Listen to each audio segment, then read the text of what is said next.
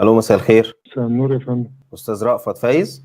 تحت امرك. اشكرك. مع حضرتك يا فندم برنامج كريزو بالانجيل، احنا على اليوتيوب على الهوا. كان عندي سؤال بس لو امكن، انا كنت جايب رقم حضرتك من موقع الدليل القبطي. اتفضل. هو انا كنت قريت في نص ان المسيح بيقول ان هو نبي، او بيتقال عنه ان هو نبي. هل المسيح نبي؟ ان الكلام ده حضرتك انا ماليش علاقه بيه، حضرتك بتسالني ليه؟ هو مش حضرتك دياكون في الكنيسة؟ هو حضرتك برايفت، حضرتك برايفت نمبر ليه؟ ايه المشكلة فيه يعني؟ طب يا فندم لا، الاجابات دي مش عندنا. مش حضرتك دياكون في الكنيسة يا فندم؟ لا لا لا لا لا. امال بدياكون؟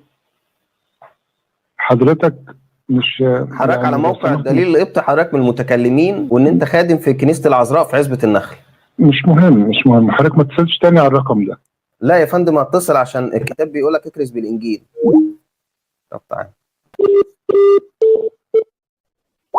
يا عم، رد، مش هسيبك انا، تعالى.